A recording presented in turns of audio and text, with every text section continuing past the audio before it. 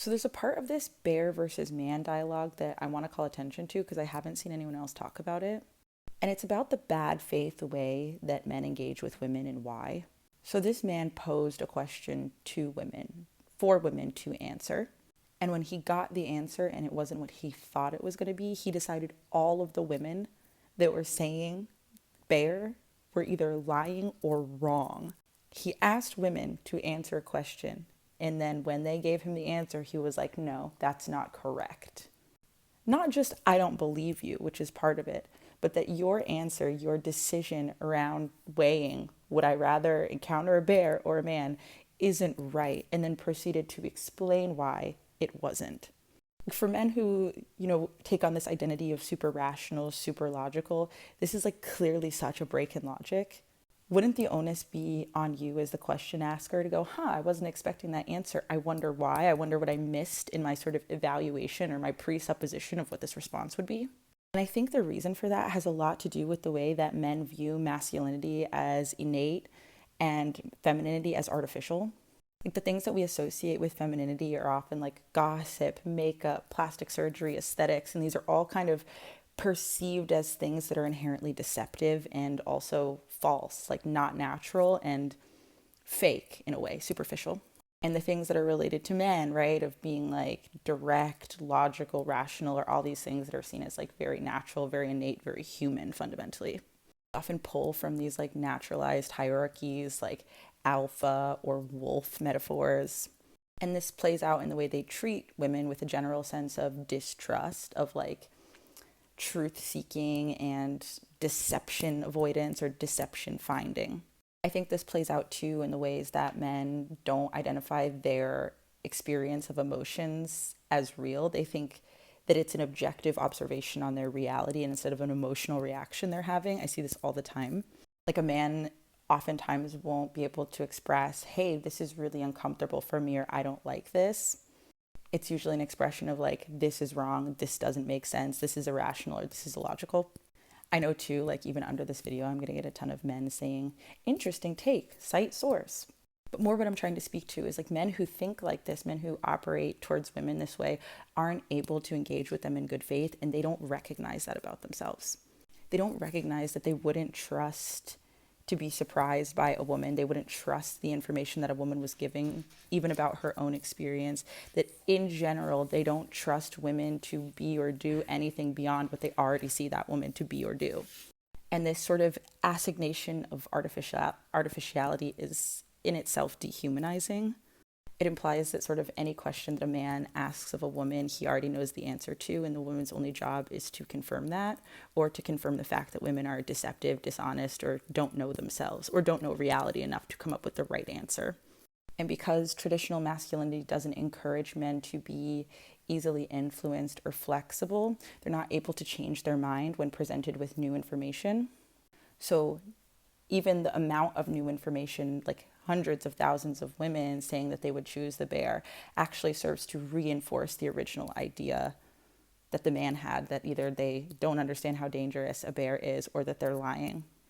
Like self-reflection isn't something that masculinity really prioritizes or values because, first of all, it opens you up to emotions. It opens you up to be influenced, to change your mind, which is something that alpha men see as weak.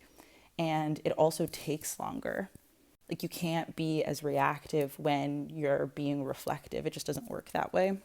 And oftentimes the only reason that we see men do self-reflection is due to like the social consequences of other men. Like you'll see men step forward. I think of, what's going on with J. Cole, of like, as a man to another man, I have to say sorry, or I have to take accountability for this. And that's because when another man creates that social pressure or puts them in a position to have to self-reflect, they reflect on the way their power looks in relation to that other man, or the way their identity or their dignity looks in relation to that other man or other men. And so to preserve that idea of themselves in the eyes of other men, they'll step up as a man with integrity to say sorry. But it's very few times in my life that I've ever seen that play out with a man and women. Like I've almost never seen a man, like unsolicited, unprovoked, turn towards a woman in his life and take accountability and apologize for his actions and reflect on how they were wrong. And I've certainly never seen that happen when a woman called out the actions that were wrong, like almost never. I really can't think of an example. I'm not saying it never happens or it has never happened, but I just can't think of an example, particularly like on a public forum. And I think like this is how most power and privilege boils down. And it's like this very simple idea that landed in my head, but like men are real to other men. And so the opinions of men to other men are real and women aren't real. Like they aren't real to men in a fundamental way. The idea is that women have a totally different experience and operate in a world with their own thoughts, feelings, motivations that are different and are a result of being socialized different is not real to them because it doesn't have to be. It's not a necessary component of life to learn and understand the different sort of perspectives and socializations of the world around you to adapt to it, because women are socialized to adapt to their environment and men are socialized to get their environment to bend or adapt to them. It's for this too that like a lot of the things that men in therapy have to work through are around like how to respect boundaries, how to express themselves differently, how to avoid like coercion and manipulation, and to take accountability. And the things that women are often in therapy to kind of deal with are how to say no, how to set boundaries, and how to hold their own integrity, how to not overgive or people please. And I think this dynamic just like isn't talked about enough, because at the end of the day, like to care about women, to see women as real is an elective to men. It's not something mandatory or essential to their existence. But to understand how men work is essential to women's survival and existence. Another analogy I like to use is about like child raising, where a lot of kids like, or a lot of parents rather, they think that they're learning about their kids, that they're discovering who their kids are. But in reality, it's the other way around. Like it's the child that's learning what upsets the parent, what pleases the parent, what the parent's routines, likes and dislikes are. And it's because of power dynamics, because of the way that power obscures our perspective, but also reinforces our sense of rightness, our sense of objectivity in our perspective, that we miss those little details. It's kind of like trying to ask a fish to describe water. Like that would be really hard unless you took the fish out of water. And because we live in a patriarchy, a man has to willingly step outside of it and begin to betray it in order to be able to see it at all.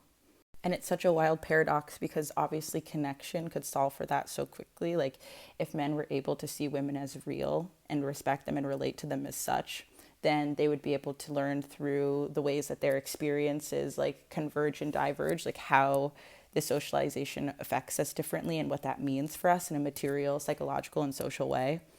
But again, the nature of power literally tells us that what we see is objectively true, and we move through a world that reinforces and confirms that and provides us no incentives to see otherwise. Whew, just a weird little thing.